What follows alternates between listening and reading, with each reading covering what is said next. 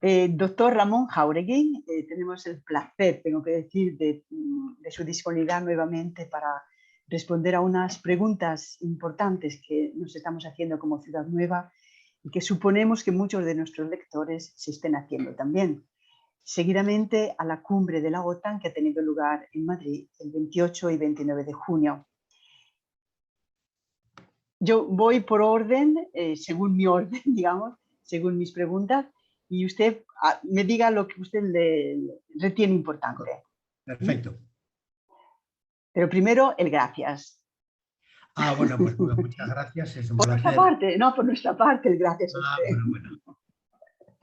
Lógicamente, lógicamente. Entonces, la OTAN se autodefine como una alianza político-defensiva.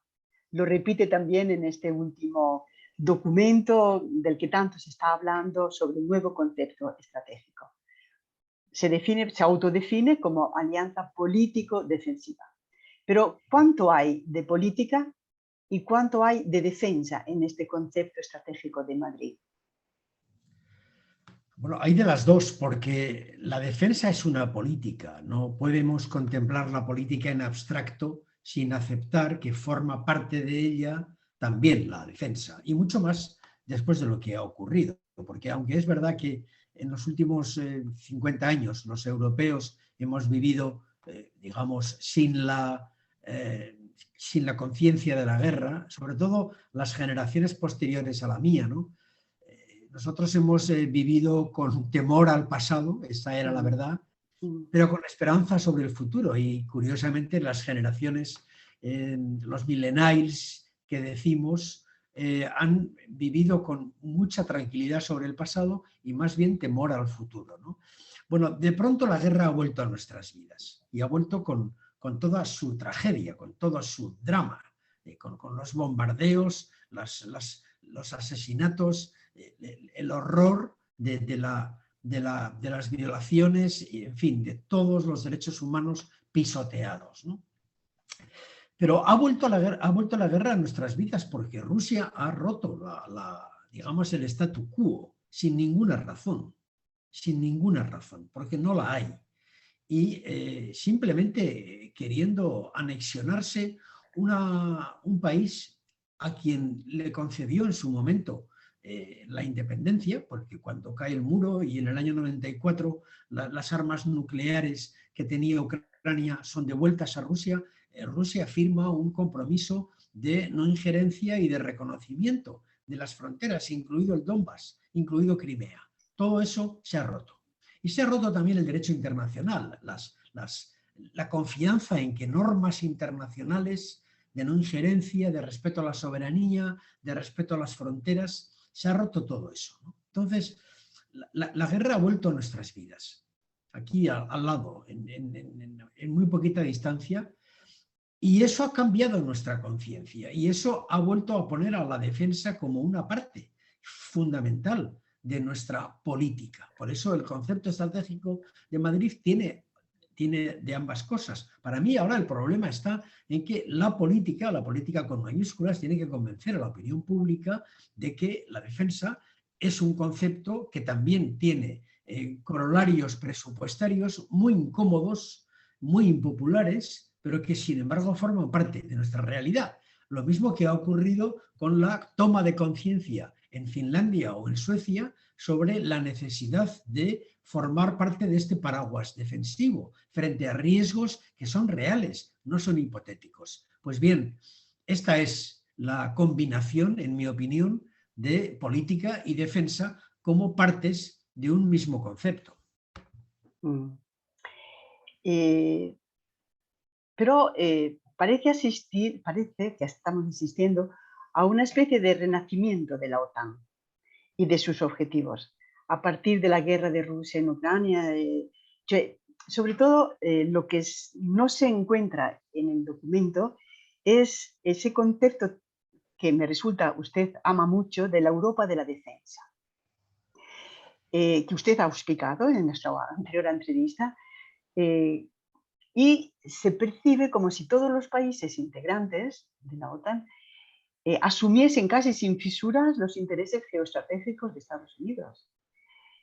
Mi pregunta es, ¿qué relación se delinea hoy entre OTAN y Unión Europea? Bueno, yo creo que el conflicto nos ha obligado a fortalecer OTAN y tiene unas consecuencias estrictamente en el terreno militar, etc., ¿no? Eso hace que Europa haya decidido fortalecer ese vínculo atlántico con Estados Unidos, porque ciertamente es el sistema militar defensivo más importante para lo que consideramos nuestra propia seguridad. Esto es así. De hecho, Finlandia y Suecia se incorporan a la OTAN porque les da seguridad. Esta es la verdad. Y entonces Europa ha tomado esta misma decisión. La cuestión está en cómo articulamos una posición europea en el marco de la OTAN.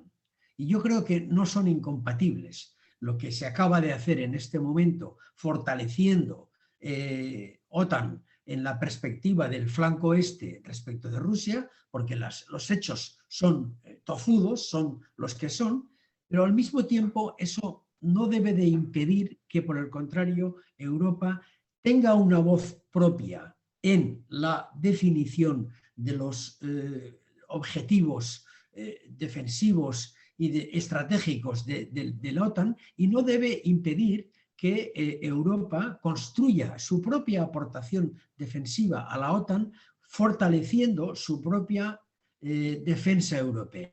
Es decir, no es incompatible fortalecer OTAN y al mismo tiempo construir un ejército europeo, formar parte de lo que llamaríamos una Europa de la defensa o una defensa europea y, por supuesto, fortalecer la industria militar europea. De manera que los objetivos europeos no deben de estar marginados. Esta es una cuestión importante porque hayamos decidido hoy fortalecer OTAN. Al contrario, mi opinión es que ese compromiso con OTAN nos debe de llevar a fortalecer también la visión europea de la defensa. El escenario que tenemos, que nos parece ver, es, como de fondo, es una creciente tensión con el polo de los regímenes autoritarios, identificándose como enemigos, en este caso a Rusia, y está claro el concepto estratégico esto, y el concepto identificar como amenaza a China, que está considerada y está dicho como el desafío a los intereses, a la seguridad y a los valores de Occidente y al orden mundial multilateral. ¿Significa que el nuevo concepto estratégico define de hecho una vuelta a los bloques antagónicos, a la confrontación entre potencias como en los tiempos de la Guerra Fría? Bueno, yo creo que esto es un tema bien importante, ¿no? Sin duda se establece una diferencia entre lo que es la rivalidad actual con Rusia por la guerra en Ucrania y lo que se concibe como un referente estratégico de futuro con China, que puede animar esta idea de que caminamos hacia dos bloques irreductiblemente, ¿no? Yo creo que Europa en particular, aun formando parte de toda esta estrategia, no debe de olvidar que con China tenemos un buen número de tareas comunes y, por tanto, que el mundo que queremos no puede ser un mundo guiado por el antagonismo de bloques, ni tampoco, obviamente, por la pretensión norteamericana de evitar la supremacía china, porque mucho de eso está presente también en la influencia norteamericana en este momento, ¿no? Yo por eso creo que Europa tiene que ser capaz de dejar muy claro que con China queremos construir mundo. Y esa construcción de tareas comunes planetarias nos van a obligar y nos exigen, tanto a ellos como a nosotros, colaborar en acciones que son indefectiblemente planetarias. Desde luego, el cambio climático lo es, desde luego también el multilateralismo, la organización de la paz en el mundo, problemas energéticos, problemas alimentarios, desarrollo económico de los países, etcétera, etcétera. Pero también es verdad, tenemos que reconocer que nos enfrenta a China una manera de ver el mundo totalmente distinta. Hay en China un totalitarismo de partido único que no nos gusta. Y tenemos derecho a decirlo. Y tenemos derecho a defender que el resto del mundo se parezca más al modelo de valores, de democracia, de Estado de Derecho, de elecciones libres, de derechos humanos, de multilateralismo que defendemos. Porque eso sí que lo defendemos.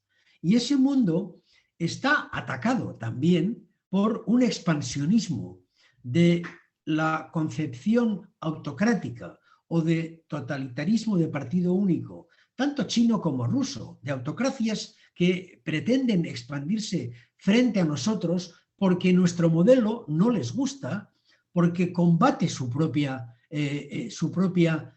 totalitarismo. ¿Me explico? Entonces, yo creo que sin tratar de imponer nada a nadie, sin tratar de considerar que tenemos una superioridad moral sobre nadie, sí tenemos derecho a expandirnos, a defender un orden internacional basado en estos principios, lo que sí nos lleva a una conflictividad de bloques que tenemos que mantener.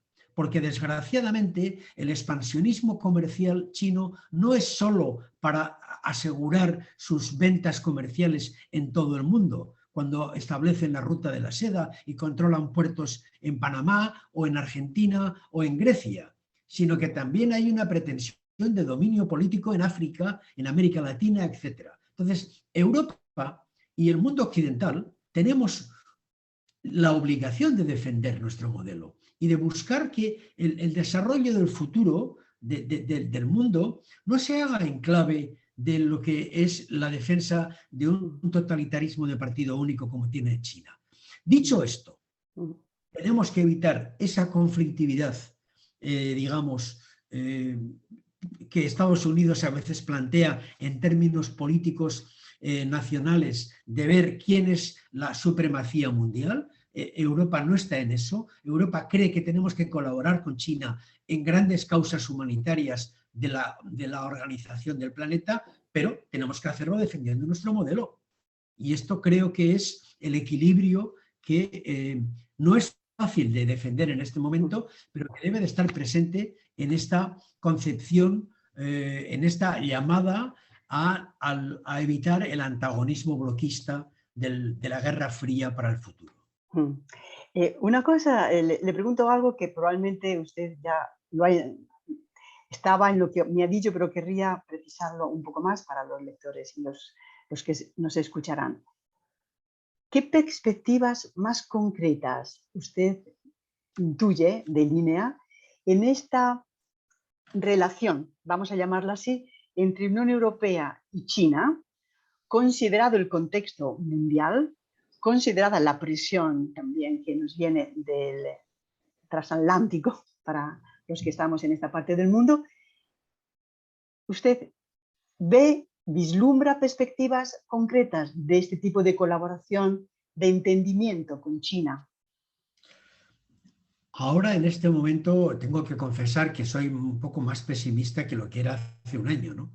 Europa siempre ha defendido este equilibrio que yo le estaba señalando, pero ciertamente China se ha posicionado en el conflicto con Ucrania muy cerca de Rusia. Obviamente no ha querido lesionar sus intereses comerciales, porque como decía un jefe del Estado Mayor del Ejército Español hace unos días, decía, China es un gran mercado, ¿no? Lo que quieren es asegurar poder vender en el mundo entero toda su enorme capacidad productiva.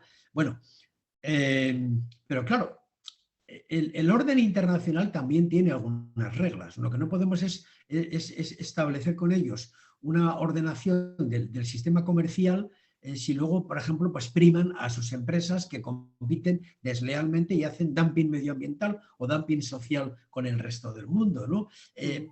Quiero decir que nada es fácil nadie es ingenuo, pero manteniendo esa, digamos, esa tensión, yo creo que estamos llamados a colaborar, sinceramente. Pero también China tiene que aportar de su parte y tiene que ubicarse. Si su pretensión es ser el gran agente del mundo, superando a los Estados Unidos, invadir Taiwán y extenderse por África y por todo el sudeste asiático y darle la vuelta a la historia de la humanidad de los últimos 5 siglos para convertirse en el gran poder, pues entonces tendremos que decir que no. ¿Me explico? Y esto está por ver también, ¿no? Yo soy de los que creen que China ha decepcionado mucho en los últimos años, sobre todo porque cuando entró en la OMC a principios de este siglo XXI prometió determinados comportamientos, por ejemplo, las ayudas de Estado a sus empresas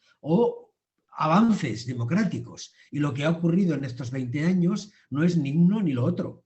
Ciertamente China no está dándonos confianza, honradamente lo digo. Y soy de los que cree que hay que colaborar con ellos porque son demasiado importantes como para marginarlos en el cambio climático, en la lucha contra la fiscalidad o el fraude fiscal, en el desarrollo de los países pobres, en el suministro energético, en 1000 cosas, en la ordenación monetaria. Claro, yo quiero un mundo de colaboración y de cooperación, pero si China establece unas reglas de competencia hacia su predominio y Estados Unidos nos arrastra en el mismo sentido, Europa tendrá que establecer con firmeza sus posiciones. Y de hecho creo que esta voz, que esta idea está muy presente en la política interna en la Unión Europea y en la vocación internacional de Francia, Alemania, España e Italia. Esto nos da esperanza. Bueno, es ingenuo quizás, pero ciertamente sí, tenemos que confiar en eso. Sí. La OTAN sale de esta cumbre ampliada con 2 nuevos miembros, Suecia y Finlandia. Abre las puertas a las democracias europeas que comparten los valores de la alianza y que contribuyen a su seguridad, claramente. Por tanto, no deja dudas de querer desarrollar su asociación con países como Bosnia-Herzegovina, Georgia, Ucrania, por ejemplo.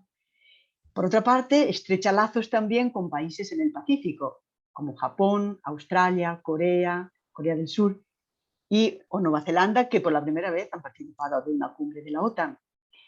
¿Se puede leer todo esto como la voluntad de impulsar iniciativas nuevas de colaboración? Pero la pregunta que más me interesa es, ¿qué espacio queda para el diálogo y la cooperación para la paz con países que, aunque no sean enemigos, son amenazantes, digamos así? Vamos a ver, yo creo que tenemos que darnos un poquito de tiempo para vislumbrar ese futuro inmediato, ¿no? Yo, por ejemplo, creo que nadie ahora en la política internacional europea es capaz de decir cómo tiene que terminar la guerra en Ucrania, porque en cuanto haces una aproximación ya estás prácticamente interfiriendo en la delicadeza del conflicto bélico, ¿no? Pero yo soy de los que creo que podemos decírnoslo abiertamente, que la guerra en Ucrania acabará con un acuerdo que seguramente va a reformar o reformular las relaciones entre Europa y Rusia. Ya veremos en qué términos, ya veremos si hay o no reconocimiento de cambio en las fronteras, etcétera. Pero yo aspiro a que efectivamente un acuerdo sea posible y, por tanto, los acuerdos, como en todas las guerras, implicarán cesiones o concesiones. Eso implica que probablemente tengamos que definir cuál es el statu quo de los países frontera con Rusia. No sé si será la neutralidad pactada, pero yo aspiro a que después de la guerra de Ucrania, que la guerra nos enseña a todos, nos da lecciones a todos, sea posible un estatus por lo menos de no agresión y ojalá que de colaboración con Rusia. Punto número 1. Y en ese mismo sentido creo que la presencia de los países del Indo-Pacífico forman parte de este conflicto que le comentaba, ideológico que le comentaba antes, ¿no? Australia, Nueva Zelanda, Japón, ojalá que India tienen sistemas democráticos que quieren preservar. Y por tanto, nosotros tenemos que estar junto a ellos en la defensa de ese modelo y también de lo que es el derecho internacional en esa zona del mundo. Porque, claro, todos sabemos que si China invade Taiwán, todos los países cercanos están poniendo velas al futuro. Y por tanto, yo creo que en este orden, digamos, de segundo plano se integra la colaboración como observadores de los países del Indo-Pacífico. Pero, repito, para defender ese modelo, para defender ese futuro, que es un futuro de colaboración, pero es un futuro con reglas, es un futuro con el derecho internacional como guía, que es un futuro de multilateralismo y que es un futuro de no injerencia, por tanto, respecto de lo que son los sistemas democráticos, etc. ¿no? Entonces, yo pienso que el futuro está abierto. No lo podemos definir ahora, pero tenemos que trabajar porque después de la guerra de Ucrania podamos establecer un statu quo de convivencia no bélica y de colaboración política. Un poco tengo que decir que sorprende la ausencia de la ONU en todo este entendimiento del nuevo orden mundial, por así decir, ¿no? Naciones Unidas está desgraciadamente muy marginada, pero no podemos olvidar que una de las razones es que uno de los 5 miembros del Consejo de Seguridad es el que ha roto el derecho internacional. Y esto ha atado de manos a Naciones Unidas, ¿no? Excepto para el gran debate de la Asamblea General que produjo las condenas y las abstenciones muy significativas todas, pero desgraciadamente Naciones Unidas está tocada por esta circunstancia y quizás no quepa esperar a corto plazo y en este momento mucho más aunque yo soy de los que cree que un reforzamiento, inclusive una renovación de su sistema normativo en Naciones Unidas es imprescindible. Hemos hablado hacia el este, vamos a ver hacia el sur en este momento, en el concepto estratégico, en el sur del mundo, digo, en el concepto estratégico siempre de Madrid se cita expresamente la región del Sahel, por ejemplo, ¿no? Pero también regiones del Oriente Medio, como, y se dice, fuente de conflicto, fragilidad, inestabilidad, terreno fértil para la proliferación de grupos armados, considerando el terrorismo una de las principales amenazas que emanan del sur. ¿Es una manera de legitimar nuevas acciones bélicas? Bueno, yo creo que es una parte que puede merecer alguna crítica, porque yo creo que no distingue suficientemente bien la delicada situación de Oriente Medio con una conflictividad política histórica muy compleja y lo que es el fenómeno terrorista de la yihad en el Sahel. A mí no me gusta demasiado esta mezcla en un solo párrafo de realidades tan diferentes. Pero creo que es importante recordar que Europa, desde el año 2004, que empezó el terrorismo aquí en España con los trenes de Atocha, hasta prácticamente hasta ayer mismo, ha sufrido una oleada terrorista muy grave, que ha alterado la vida de la ciudadanía, que nos ha metido de nuevo en el miedo, ¿no? Y a veces ese terrorismo ha venido del Sahel, tenemos que reconocerlo. De hecho, Francia, después de los atentados de Bataclan, etc., aludió a la intervención militar en Mali, porque de allí habían salido las órdenes, la organización, los comandos, etcétera, que ellos han sufrido. Y toda Europa, en cierto modo, excepto España, miraron a otro lado. Y fue el ejército francés el que tuvo que... Es decir, que a veces el sistema militar también sirve para combatir, no solamente por la inteligencia militar que nos produce, sino también por determinadas técnicas militares que las policías locales no tienen, ¿no? Entonces, respondo a esto diciendo que el documento hace referencia a una realidad. Y cuando recuerdo los atentados en Francia y luego recuerdo Mali y bueno, tengo que decir que a mí no me parece mal que OTAN asuma también ese riesgo, pero yo no lo mezclaría con la conflictiva y delicada situación político-histórica Oriental. de Oriente Medio, del conflicto judeo-palestino o árabe-israelí, como quiera llamarse. De manera que a mí me parece bien que el sistema militar OTAN asuma también el compromiso, porque hay cosas que se nos escapan, pero la seguridad ya es un concepto mucho más amplio que el simple reforzamiento de la capacidad artillera o de los tanques o de los aviones. Hoy, por ejemplo, la seguridad es cibernética y, por tanto, muchos derechos ciudadanos dependen de que te protejan. Y si el sistema informático de salud del Servicio de Sanidad en español o italiano o los funcionamientos de las empresas dependen de que haya ataques cibernéticos o que las redes sociales se manipulen, y todo esto existe, o que tengas que defender el sistema satelital que te proporciona wifi en cualquier lugar de tu país. Es que esto existe y esto está en el concepto de la seguridad. Lo mismo que la energía o que la seguridad alimentaria. Eso también es seguridad. Los ciudadanos van a pedirle a los gobiernos que les aseguren alimentos, que les aseguren energía, que les aseguren wifi, que les aseguren que su sistema informático en su empresa funcione, etcétera, etcétera. Y eso es seguridad. Y entonces yo creo que, sabiendo que hay ataques a todo esto, yo creo que el sistema OTAN tiene que atenderlo, incluido mirando al sur, donde sabemos que estados imperfectos o que sistemas muy poco o muy vulnerables a la presencia de organizaciones de yihad, pues puedan utilizarlos para hacernos daño en Europa. Y una pregunta de cara a España.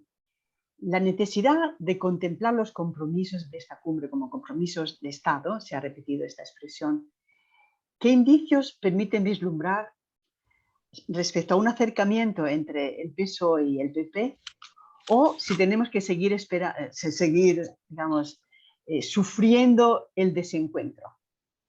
Yo creo que en esta materia el Partido Popular va a reaccionar inteligentemente y van a convertirse en el apoyo que el gobierno no tiene en sus propios socios, ¿no? Pienso que esta es una oportunidad que se les brinda para aparecer como un partido que ocupa la centralidad política al Partido Popular, en gran parte porque, desgraciadamente, nuestros socios en el gobierno no asumen estas realidades. Yo creo que tienen una concepción, digamos, bastante ingenua, por decirlo suavemente, de lo que implica la defensa y de lo que implica la seguridad.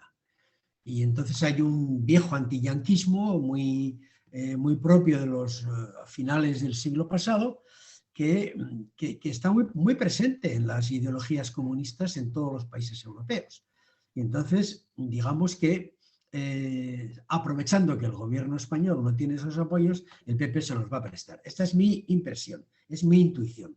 ¿Eso quiere decir que va a haber una colaboración mayor? Probablemente no, porque el PP ya está en una estrategia de esperar a las elecciones y aprovechará estos gestos de centralidad social, pero en todo lo demás va a seguir siendo una oposición que no da prácticamente ninguna oportunidad, ¿no?, para el futuro. Y sin embargo, no me importa decirlo, yo soy de los que cree que España afronta situaciones muy delicadas, también en lo macroeconómico, que requerirían unos acuerdos más sustentables, ¿no?, más sostenibles en términos de los grandes retos que España afronta en este momento tan peculiar, tan tumultuoso de sus circunstancias, ¿no?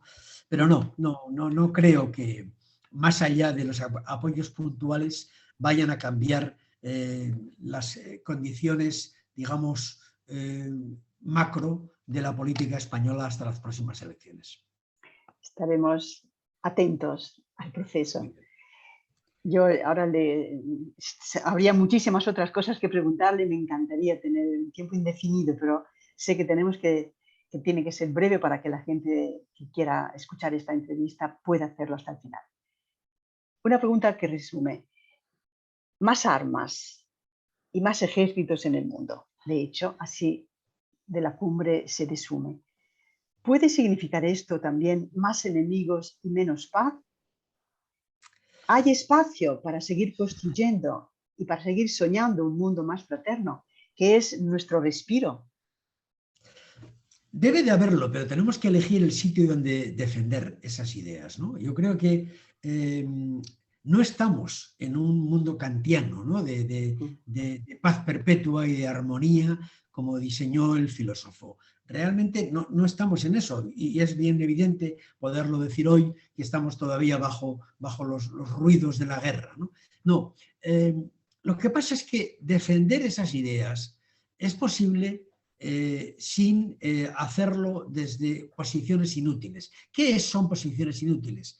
Por ejemplo, hay pacifismos ingenuos, hay neutralidades falsas, hay posicionamientos de tierra de nadie que no sirven. Yo, por el contrario, creo que el horizonte, claramente, el horizonte es el multilateralismo, la norma es el derecho internacional y la herramienta es la disuasión. Es decir, que tenemos que asegurar la paz mediante la reafirmación defensiva, porque de otra manera, desgraciadamente, este mundo un poco jovillano que vivimos puede provocarnos nuevas guerras. Por tanto, la disuasión es necesaria. Y desde la disuasión hay que defender un horizonte de multilateralismo, de colaboración, de cooperación, de pacifismo, de multilateralismo y de refortalecimiento de organismos internacionales. Muchísimas gracias. Muchísimas gracias, Ramón Ustedes, Jáuregui. Ha sido una lección interesantísima que trasladaremos a todos los que querrán escucharla y muchas felicidades para su trabajo y esperemos que pueda extender sus esperanzas en muchos ámbitos. Muchas gracias a mí también para ustedes, Victoria. Encantado de colaborar con ustedes y, en fin, afortunadamente podemos decir que simplemente estamos estableciendo ideas, ¿no? Ojalá que fueran más generales, porque creo que el mundo sería mejor con ellas.